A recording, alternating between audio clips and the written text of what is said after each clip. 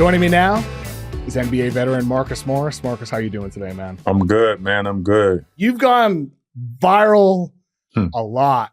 Basically, anytime you're on TV, Marcus Morris is getting clips. So let's start out with the Thunder, because this is really one of the first ones you went viral for. So let's I got killed for. I got killed for. I ain't go viral. So let's look at some of your takes, and if you want to walk back the takes or you want to double down on the takes, starting with number one. You said the Thunder are not deep enough to win the title. You said who's been through that on this team, who's been to the mountaintop. They've been the most healthy and they've been winning, but they're not deep enough to win the title. Are you walking back that take, or are you doubling down? I mean, obviously it can go both ways, right? And let me just explain the take. And the reason why I was saying that this was before seedings was they actually got the seeding right. Like, we knew who was going to be number one, but the teams that was under, and I was thinking about different matchups for them, right? And one thing I've recognized, the younger teams, and me and my brother was talking about this the other day, the younger teams have a lot of respect for each other. Like when they played against Memphis, right? Memphis is another young team. I feel like that the Thunder are way better against them younger teams where like Ja Morant and those guys, they were really young. So when they beat the Grizzlies, I wasn't surprised, right? But when I was talking about them not being deep enough for a veteran team, so now we go to my second thought. They get Denver, and they go to 7 games, right? They go to 7 games. It's a battle. Is down to the last game, and that was what I was talking about, of like deep teams and playing against more mature teams and older teams that's been there, that understand how to win, that can combat a lot of the stuff. Because if you look at the finals, and when I'm talking about the Western Conference Finals, a lot of mistakes that Minnesota had was immature mistakes. Like, if I'm a coach and I know that this team is staying in the passing lane, they boxes and elbows, and I don't adjust to that, or my players, like if I'm an older player, if I'm playing with somebody and I know I like the ISO up top, which I felt like Ant Edwards got a lot of that. But one thing that Ant Edwards never did, and when I recognized throughout the series, maybe to the last game, was actually control what was going on, control traffic, get the guys in different spots, and not let them just load up the entire game, right? And older teams and veteran teams would have been able to dissect that a lot easier than what younger teams tend to see. Younger teams tend to just do stuff that's just like, I want to be the guy, or I want to show up, instead of just like be all about winning. I knew veteran teams were all about winning, and they would do winning plays and what it took to win. When I talk about younger teams, and I'm not talking about OKC right here, but I'm talking about the crop of the younger teams in the league, it's an immaturity there, right? Like, this doesn't matter if we win now or we don't play the game the right way. So when I was saying about the Thunder, this had nothing to do with them not being good, because what they've done throughout the regular season was, man, it was top notch, right? 68 wins. It was top notch. But if you look at the Western Conference Finals, they only had 3 more wins than the Lakers in the Western Conference Finals. You were the best team in the league with the best record, but on the Western Conference, they had 3 more wins than the Lakers. So for me, the way that I looked at that was like, okay, so there are flaws in their game when they play against veteran teams. I felt like they got a good crop of teams that they had to play against to get to where they are now in the finals. But that doesn't take any away from what I was saying. What I was saying is, they were matching up with veteran teams that they could be beat, and I felt like they wouldn't have been deep enough if they got veteran teams. They end up matching up with 2 young teams. They beat Denver. They did beat Denver, though, a former champion. 2-7. Went all the way to 7. That fired their coach. So Jokic basically was coaching the team, because they let Caruso guard Jokic, and they couldn't even figure out how to dissect that. Right? Like, that's you have a young coach, so it's and they still went 7 games. They used different strategies against Jokic throughout the series, though. I think OKC, personally, look, I picked OKC to go to the finals, right? Yeah. But like, some of the concerns about them, Dagnall early in that series against Denver, calling a timeout at the end of the game, some of the errors, some of the mistakes, Chet Holmgren choking at the free throw line, among other issues. OKC looked like a young team at times, but it felt to me like OKC grew throughout that series, got more mature, And so one of the reasons why they were able to beat Minnesota in the fashion that they did, a team that was in the West Finals last year, was because of that Denver series. And they used so many different tactics against Jokic. But then you go to Minnesota, it's a different matchup. It's not even the same you don't even have to use this. They didn't have the two bigs wasn't playing, it was non-existent. But one thing we seen from Minnesota was they kind of was in that mood, like, okay, if you take this Minnesota team and you go back to how they played against the Lakers, how physical they was, how upfront they was, of like just demanding physicality, how much they was talking. They didn't do that none against the Thunder. Literally, it was a total different team. And that's the part where I was like... Is that because of OKC's defense, though? OKC's defense looks like an all-time level defense. They befuddled Jokic. They shut down Ant. Obviously, Memphis is not anywhere near the same level in the first round. 30 and Ant was averaging 30 points in the series. They didn't shut him down. They scored 200 in the last game. They shut him down, but those... two games before that, it was game 4 and game 3. That's the thing. Like I think they save sometimes their best for that final game. They did it against Jokic with the Caruso and the double in and the swarming. It's game 7. I don't think they saved that. They wouldn't want to go to game 7. It was a closeout. It was a closeout. They got rid of him.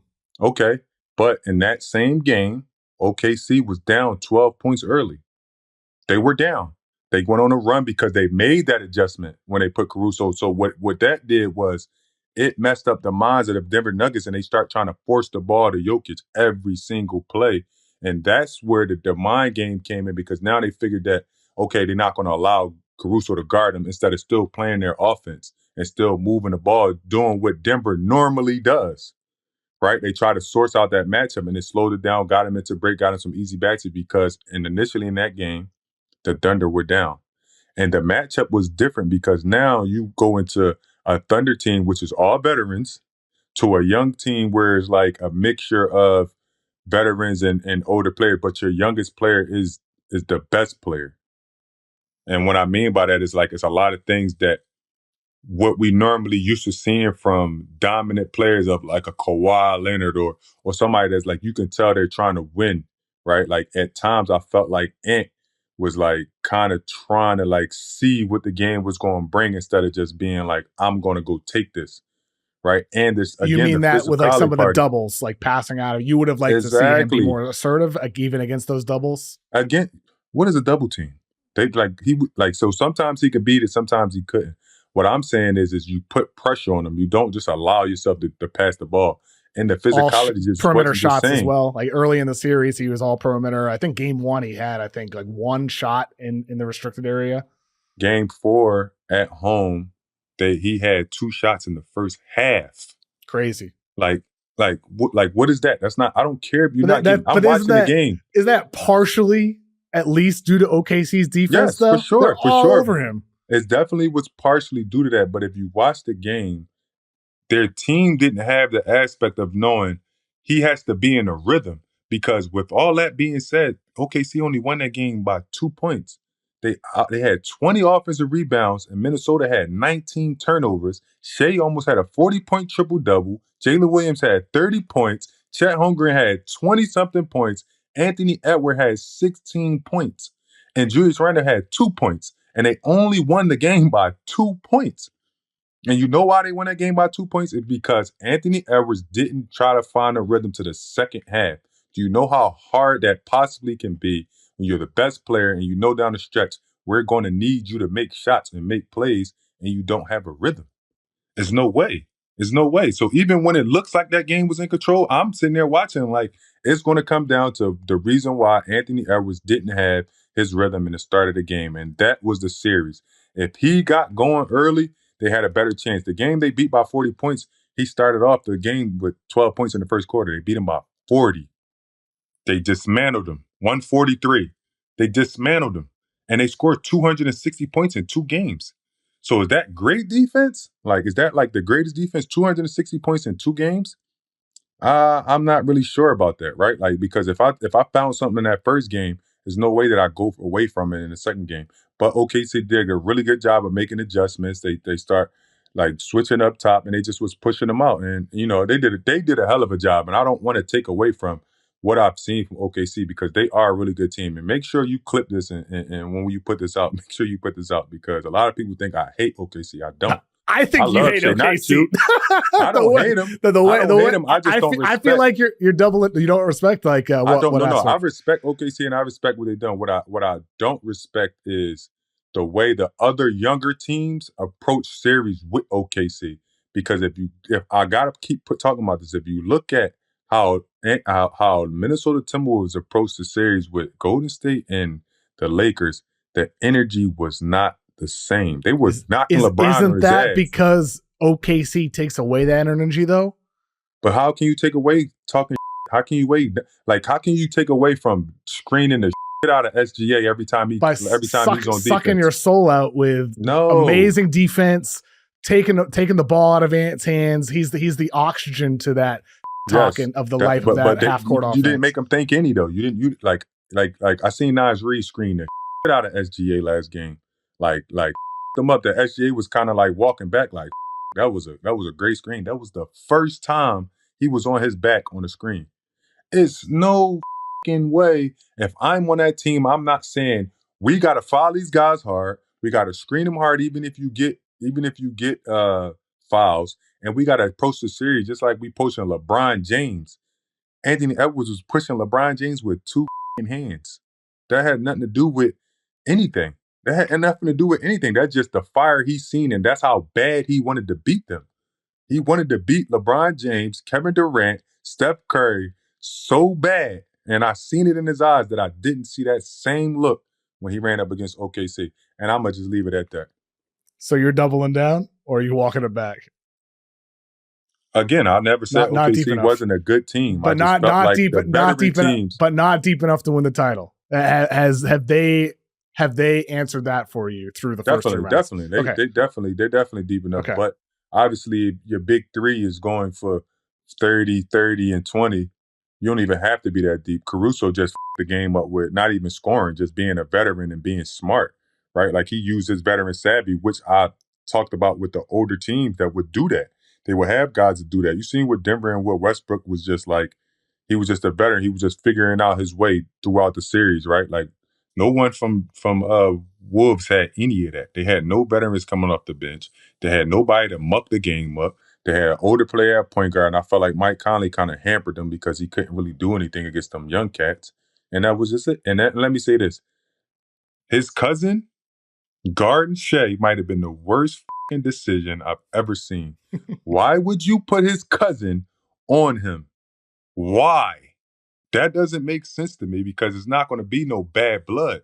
It's going to be just basketball. And some of this can't just be basketball. I think Ant should have defended SGA more. I would have liked to have seen or that. McDaniels. Yeah. Or McDaniels, bro. I mean, McDaniels, he didn't do the best either, but yeah, we didn't see much of Ant at all on him. Yeah, we didn't see much of Ant, but we seen Neil, his cousin, on him, and he was just baking him. Like, it was just, okay, bake him, smack him on his ass. Here you go, little cuz. Take this bucket with you. All right, moving on to another take you had. You said at one point there were no great teams left in the playoffs. It was Minnesota, OKC, Knicks, and the Pacers. Yep. Are you doubling down, or are you doubling down? I'm doubling down. You still feel that way, and that's because a lot of the youth we're talking about with these teams. That's your point.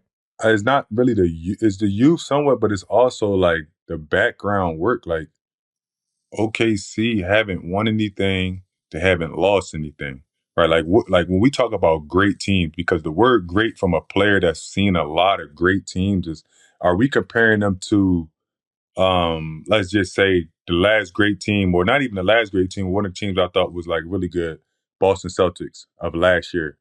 Do you consider that as a great team with Jason Tatum, Drew Holiday, Jaylen Brown? Do you consider that as a great team?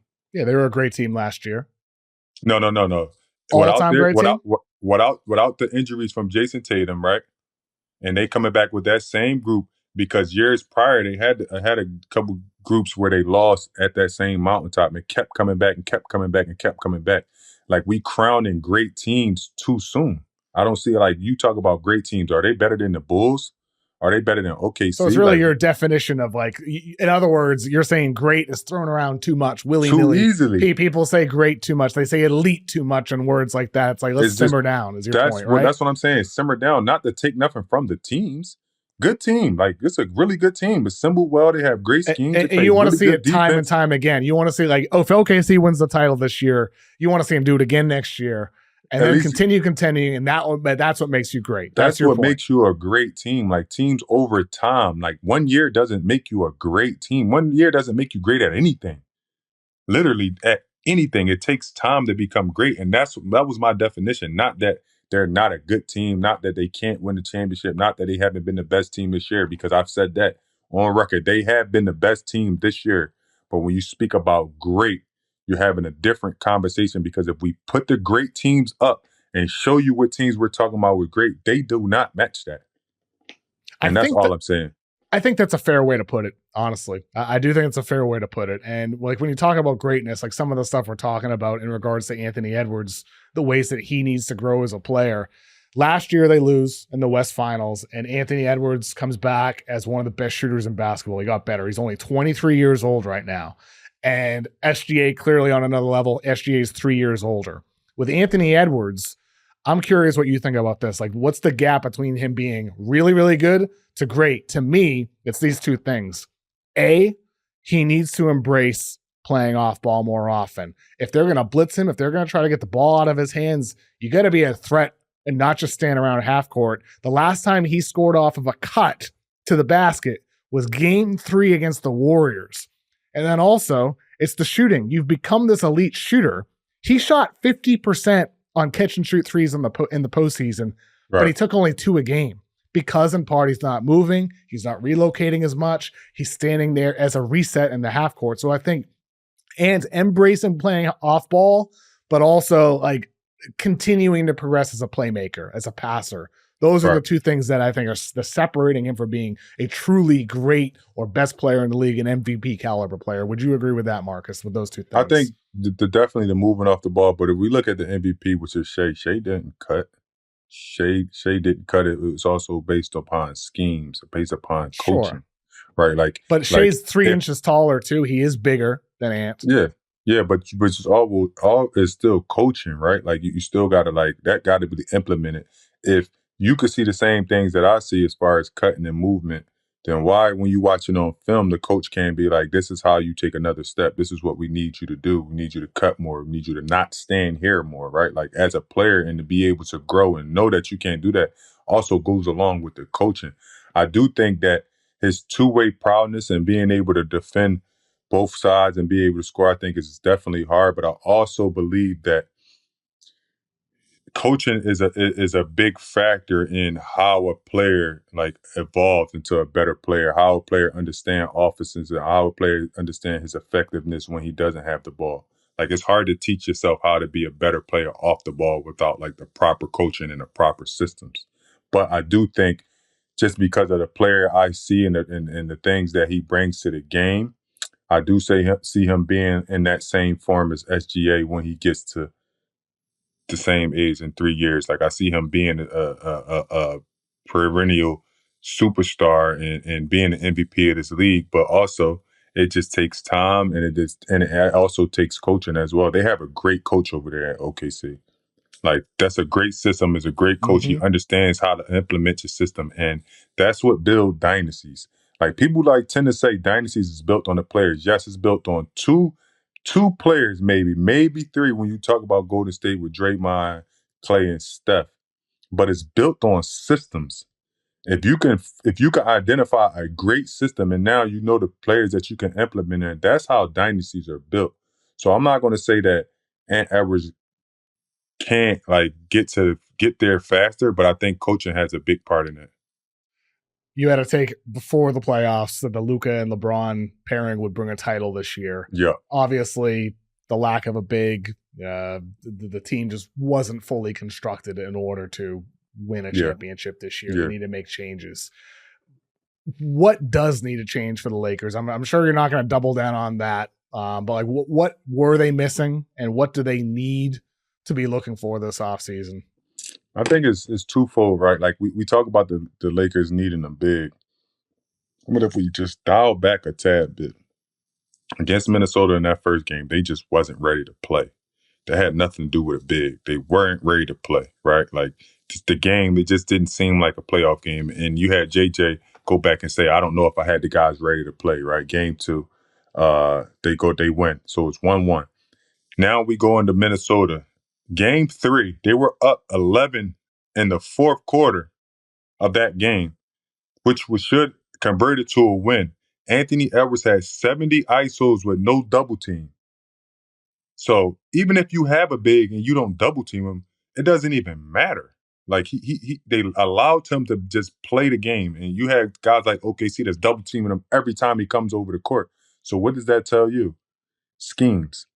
He didn't adjust in real time. JJ didn't adjust in real time, and that was a rookie mistake from a rookie head coach. And his bench didn't tell him to adjust in real time. 70 ISOs from one of the best ISO players with the most threes in the league. We talking about over Steph Curry, and you don't double team. Down 12, third quarter, that played a big part. They win that game, we're having a total different conversation. So I think that, yeah, obviously, they definitely need a big, because Luka does well with no bigs at the rim. But Jackson Hayes, he has to grow. It was middle of the season. I didn't think he was terrible, but you kind of threw him into the fire on the biggest stage, and he just wasn't ready. But I like their team. But the one knock I will say, and I'm a big fan of Austin Reeves, and I think he's a really good player, but I don't like the combination of him and Luka together. Would you trade Austin Reeves? I would trade him because the combination of him and Luka, two guys that don't play defense in that first unit like that, like I think it won't hurt you throughout the regular season, but during the playoffs, when it comes down to being able to find guys that you want to source out, you know what I mean? Like when you're in the playoff, everybody's looking for matchups. Everybody's looking for slow feet guys, and you can't have Luka and Austin Reeves on the court at the same time. I just feel like that combination didn't work when it comes defensively. But I like Austin Reeves for their team, but I think you can get some more utility guys. You can get another big, and you could just move on. I think trading Reeves would be an interesting scenario for them. Like I think they should. If they could get a player back and a first round pick, that would be might be tough. Really interesting one. A good player and a first round pick might be tough. Maybe you give up a future pick as well, even it out. But I think Reeves has a lot of value because he's a good player, like you said. And with more touches, he could do a lot. Let's move on. If I was Minnesota, I would look at Austin Reeves. I think Minnesota is actually a good idea for him.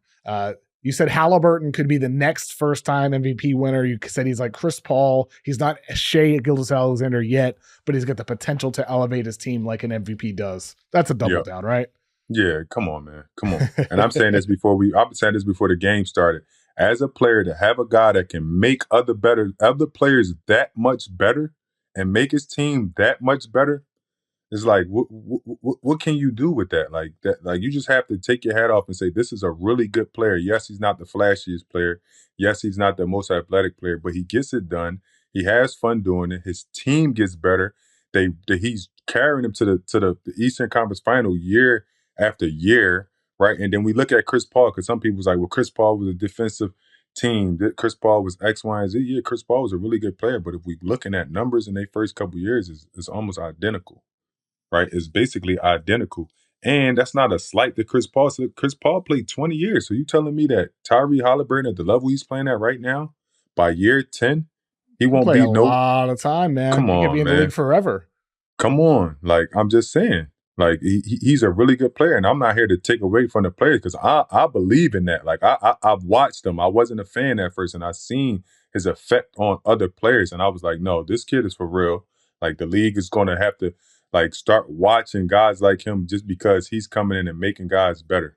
To that point, Marcus, is there there was a super team era, right? LeBron and Celtics big three and KD and the Warriors is a super team era.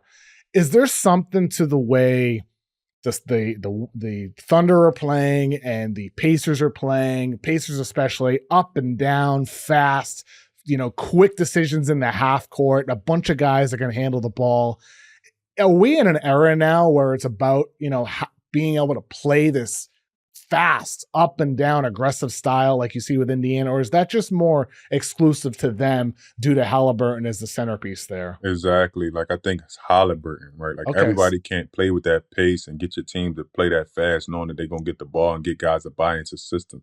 Rick Carlisle, and we have to take our hat off to Rick Carlisle, and I keep talking about dynasties and good team. He has a system. He's built the system around Indiana, and Haliburton is the catalyst of that system. You have a few players that fit your system and make the system go. And Haliburton fits his system and he makes it go exceptionally well. So you can't really like take that same glue and try to put it somewhere else because it don't work. It's almost like when the fucking Celtics shoot a bunch of threes and then you got another team trying to follow that trend but don't have Jason Tatum and Jaylen Brown. Like, it's not going to work, right? OKC has a system. They identified what they got. They identified the players they wanted to draft because of the way they play, and they implemented into that system. And obviously having Shea and being able to break your guys down from the mid-range. And I can say this about OKC, which I do love. They play to their strengths. They don't play just to shoot 100 threes and then say, let's just go with the numbers. The numbers say if we shoot 50, we get a better chance of winning. They all play to their strength. They shoot mid-range, they shoot layups, they shoot threes, they shoot what the defense gives them. And that's what I do like. And that's what I can understand about how that is the best part that I like about OKC, is that he lets his guys be his guys. Jokic, we saw him go to a game 7 against Oklahoma City. He did it with an interim head coach, bunch of role players, Michael Porter Jr., his shoulder falling off. Yeah. Russell Westbrook, he had an injury and he's, was not good in that series as well. And yet they went 7 games. One of your takes you had was you said Jokic is not top 20 all time. Are you walking that back or are you doubling down? I'm doubling down. And it's like, I'm not going to sit here and downgrade Jokic. I believe that Jokic is a really good player. I believe that he's a great player. Top 30 all time? Yeah, for sure. Okay. For sure. What is he? What's missing from top 20 all time with him? I just feel like multi-time MVP, won a finals, puts up video game stats, dominates. Tremendous stats, tremendous dominant. But from a player aspect, and this is not me saying I don't like you, because I see a lot, Jokic hit your brother in the back, you just hate and you don't want him to do this, you don't want to do, like, I don't give a about, and excuse my language, I don't give a about what's transpired outside of basketball. I'm talking about what I see in the same game he's playing is what I've been playing for the last 13 years. There is no big men. There is absolutely no big men in the league. For the last 5 years, there's been no big men. If you go down the West and you look at the bigs that have been in the league, there's been none. He's been playing against Zubac for the last 5 years of legit big men and Joel Embiid twice a season. And that's not taken away from him and where he's been at. But sometimes Embiid misses those games for what it's worth. Yeah, but if you look at the numbers, Embiid kicks his ass. Yeah. So let's just be clear. You know what I'm saying? Like, we got to be clear. Like, Embiid kicks his ass. But that don't have nothing to do with taking away from how good Jokic is. But the landscape of basketball has changed. It's small ball. When I was with the Clippers for 4 years, I was guarding Jokic. I'm a 3-4 man. Now, when you look at it around the league, who's Jokic's best defender? Can you name 5 centers in the league in the last 5 years? The last center he had to deal with that was in the league was Dwight Howard. Who's the last 5 centers that Jokic had to deal with on a night-to-night basis? And we missing a part. Jokic plays no defense. Steals are different. When you're on the scouting report, it's layup, get to the rim, get to the rim, get to the rim. It doesn't have nothing to do with his greatness, but I feel like because he won the MVP, yes, it's a great team. He won a championship one time with 3 MVPs. That's all number-based. He can tip the ball twice, and now he got 10 rebounds. I'm not saying that he does it all the time, but I'm saying if he's the biggest player out there every night, the game is so much softer than what it was for bigs. Like, it's so much softer. And then you look at the other bigs we're talking about, because I even seen Steve Kerr. Now, I'm going to say this about Steve Kerr because I'm going to go on here. Since the Olympics, Steve Kerr has been on one when he's talking about players. And I'm going to start with Jason Tatum. He was on one when he didn't play Jason Tatum. Like, he was higher than the roller coasters at Six Flags. Like, I got to say that because he didn't play Jason Tatum. You mean like high like Snoop Dogg type of like high? Way higher Cheech than and Snoop Chong? Dogg. Yeah, he was way higher than Snoop Dogg for not playing Jason Tatum. And I was like, he's a little off. And then he actually went on record and said that Jokic was the best big man ever. Is Steve Kerr an edibles guy? A ball guy? He has to be. for the back pain, right? He's the best big man ever. Are you kidding me? Like, the best you've ever seen. He said he's the best big man he's ever seen. ever. And he's seen Shaquille O'Neal. Like, are you serious? Are you serious? You've seen all the great big men. Like, come on now. And that, again, that has nothing to do with Jokic, but these guys were playing against bigs every night. These were big. They was going against bigs every night. Do we glorify some of these past stars? So it's not like Hakeem Olajuwon was facing a Hall of Fame big man every night. Most nights. Not every night. You know why? You mean a tough, bruising He was facing a big, let's just say a big man. Like, now you're not really facing no bigs. Sure. You can go down the list. Well, There's no real I have bigs. some numbers for you, okay? Like some numbers. The defenders who have had matchups against Jokic the most times in the postseason, most times defending Jokic: Gobert, Zubats, Ayton, Anthony Davis, and it's Kanter. That's the top 5 in the playoffs. And then in the regular season, most times defending Jokic for a possession: Steven Adams, Rudy Gobert, Clint Capella, Yusuf Nurkic, Jonas Valanciunas. So those are the bigs like that have defended Jokic the most often. I think over the years, like, we're going to see more bigs. More bigs are entering the league. You're going to have a lot of Victor Wembanyama, Nikola Jokic matchups. If the Spurs get good, hopefully the Spurs get good. Exactly. There are some challenges coming with better bigs coming in the league. But with that said, though, like, Jokic can't choose what era he plays in. He can't, and he has dominated. He's dominated this era. Dominated. I'm never going to take that away. And when you clip this, make sure you keep this part on there. I've never said he hasn't dominated. But in my opinion, you say top 20 ever. I just don't think he's top 20 ever. You're not putting him over a Karl Malone or a Dirk Nowitzki. You're not putting him over guys like that. Not putting him over Dirk Moses Nowitzki, Malone, like those types who are kind of in the teens where people rank them. Yeah, over Kevin Garnett. A lot of people have him top 20. No, I like Kevin Garnett. Wow. I like Kevin Garnett. Because does one more title put him in the top 20? Yes. Okay. One more MVP without another title? I mean, they throwing around MVPs. This is how they doing it, man. You don't even got to win to have an MVP. You just got to have crazy numbers. I remember it was like the best team, the best player on the best team. It was this year with SGA. Yeah. It was this year. All the 3 years that Jokic wasn't, that wasn't the truth. So I'm just saying. Marcus, thank you for joining me today, man. I appreciate it. My guy, I appreciate you, man. Thank you, Marcus. Yes, sir.